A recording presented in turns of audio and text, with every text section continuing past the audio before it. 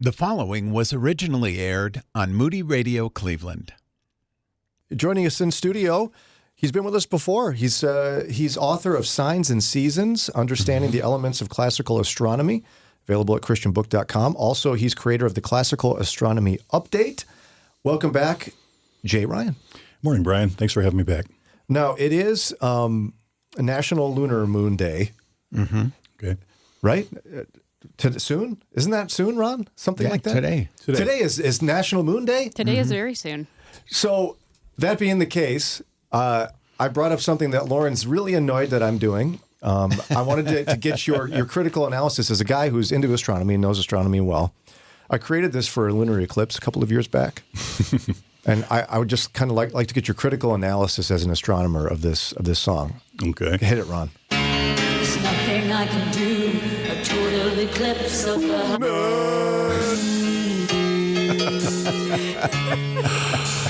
Well, I have heard this one before. So I'm not the first one to do that, clearly. It's a total eclipse of the heart, not of the moon. Moon. So, yeah. And now you actually have a really cool connection in your life to one of the most historic events tied to the moon, yeah? Yeah, it's true. Apollo 11. Yeah. So tell us about your experience with that. Now, you didn't go to the moon, obviously, but... No, I didn't go to the moon. When I was 8 years old, we took a Florida vacation in July of 1969, and we were in Miami Beach on the 4th of July. And anyway, I couldn't wait. I wanted to get to Cape Kennedy, like they called it in the day. So, we got a tour inside Kennedy Space Center in July of 1969, and they took us in places where, in those days, you could go, but they don't take anybody today. Those are strictly off limits. Wow. And long story short, I got family photos of Apollo 11 on the launch pad. And stop it. Wow. We were pretty far away, yeah. But if you go to my Twitter, it's a pinned tweet on Twitter at Eclipse Over Cleveland on Twitter, and I got 4 pictures posted there. Yeah, they're not good pictures. They're 1960s era. We can grab those, I'm sure. Yeah. We'll dig those up from your Twitter account so we can get them shared. That's what kind of impact did that have on you as a kid to be able to, at that time in history, see the rocket before it went? It was the best day of my childhood. I mean, what can I tell you? I was 8 years old. I was a little space cadet like we all were back in the 60s. It was so inspiring. It just gave my young life some vision. I went on. I got a degree in physics. I've been working in a technical field. Of course, I wanted to be an astronaut. I wanted to go to the moon. I couldn't have passed any of their tests. Me neither, don't worry. But it was, and I really think that this is something that we could really use in today's world. We could really use, young people today really need some inspiration. They're just not getting it. I don't know where a young person would get it today. Yeah, and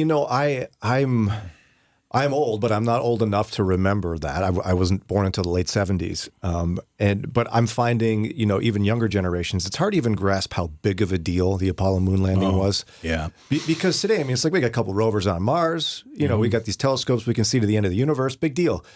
Help us understand, especially those who weren't alive for that time period. How big of a deal was it? Oh, it was monumental. It was a media event. They did, have a lot of pre-prepared video segments that they showed, like when the thing landed, they had all of these 20-minute segments. They didn't just whip those up on the spot. These had to be pre-produced. But, I mean, it was the biggest thing in the world. They said that the moon landing was one of the most watched television events in human history, at least up until that point. Before the final episode of MASH or whatever was came after. So yeah, it was really a big deal. Everybody all over the world. There was a phone call. President Nixon called Neil and Buzz from on the moon from the White House, and it was.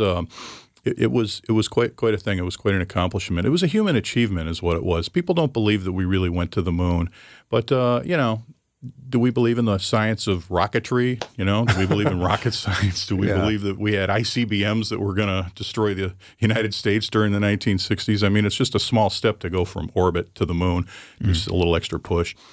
Well, and to me, it's even if you were to line up the technology of the day, the idea that we could, if a calculator was taking up the space of a room or something, and there were no real modern computers, and we could still send people to the moon.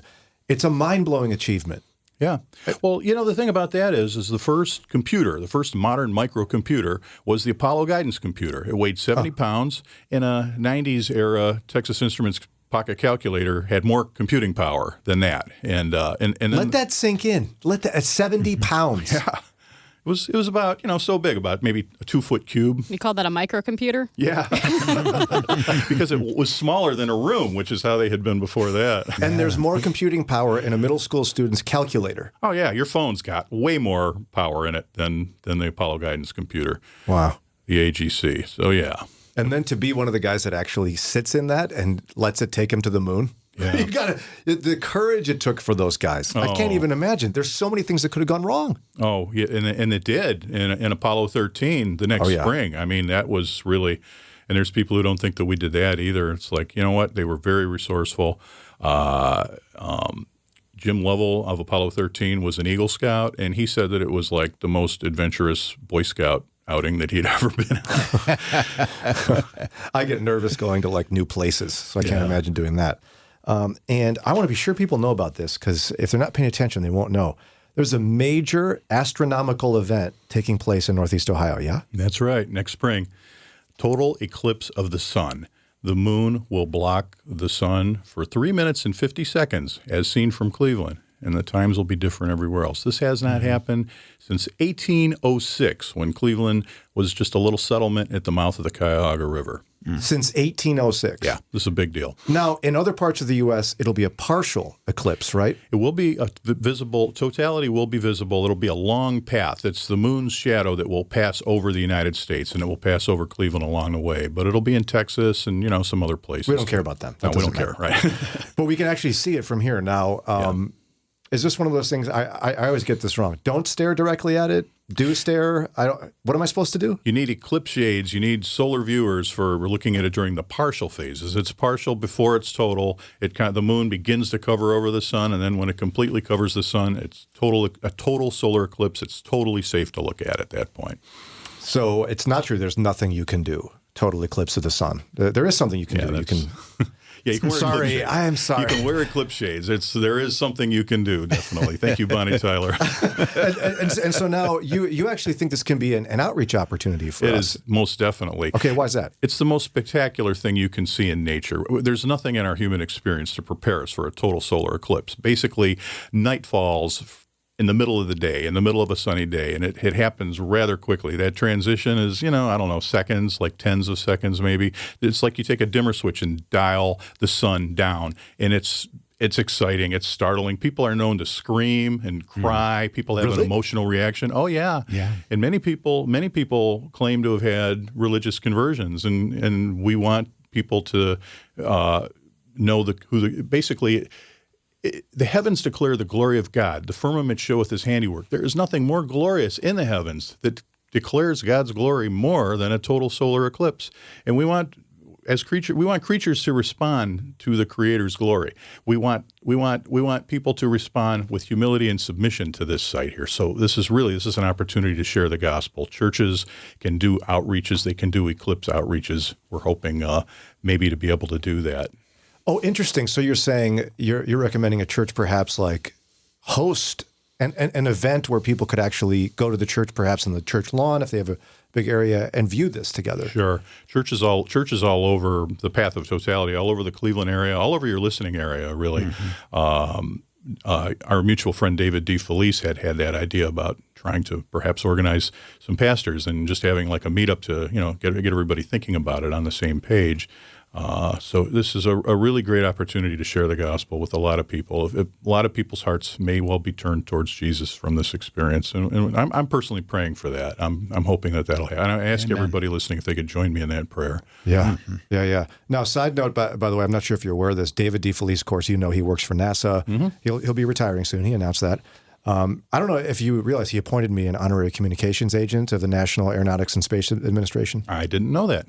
Yeah. So I'm not sure what that gets me, but it's honorary. So there you go. You're welcome. That and $4 might get you a cup of coffee at Starbucks. Exactly. So now for people, I know there's like a category of people, right, where they're fascinated by the stars and by space. And there's others who spend a lot of time looking down and are like, meh, boring. Yeah. And they'd hear you say that a total solar eclipse could be a religious experience. It could be make people cry. Most definitely. Help that person who's looking down a lot understand how that could be so powerful. You know, when night falls in the midday and when the sun is put out and you see the solar corona, it's this wispy kind of spiderweb kind of the word corona means crown. It literally does mean crown, like coronavirus. You know, anyway. We really see the crown that's around the sun. It's only visible during that little period of time, and it's like God just kind of puts the moon there for a short period of time just to show us that particular aspect of His glory, and then 3 minutes and 50 seconds later, it's over, and that's it. And it's the shortest 3 minutes and 50 seconds of your life. It's over, and you just feel like, oh no, it's like that's it. That's all there is. That's how we're all going to feel. That's how 2 million people in Northeast Ohio are going to feel after it's over. Now, is that crown only visible in a total eclipse? Yes, only during a total. Well, yes, technically speaking, yes. There's other circumstances, but yeah. It's a very rare, very elusive sight. And scientists use it as an opportunity to study the sun, and they learn lots of things about the sun. Interesting. So now if somebody were to be, let's just say, over in like South Dakota, they're going to see the partial eclipse, but they won't see the corona.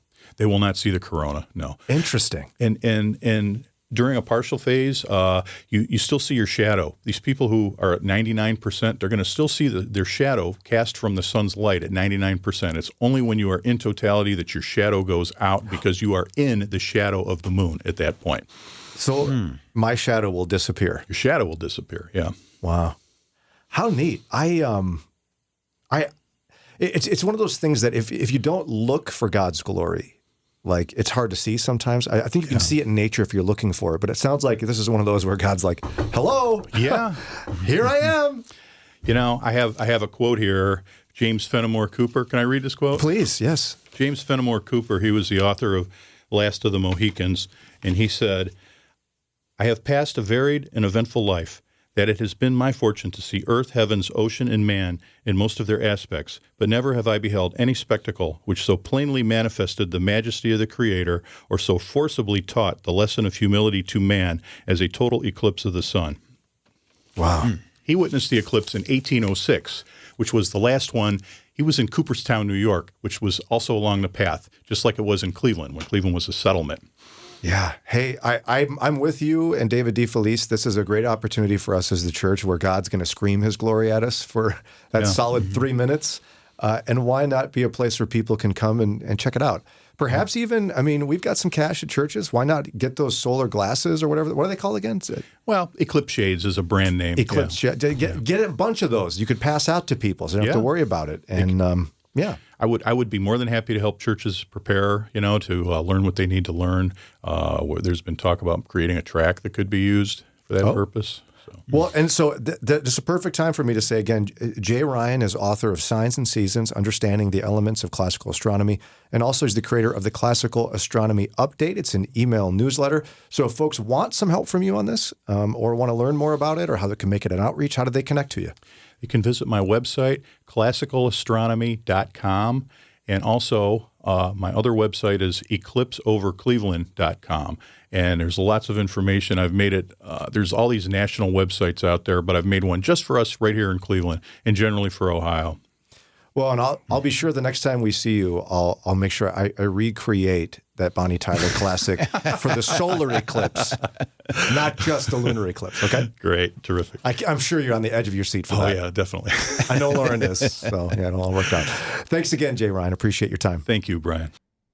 The preceding audio was originally aired on Moody Radio Cleveland. You can listen live at 103.3 FM in the greater Cleveland area, or download the Moody Radio app and search for Moody Radio Cleveland.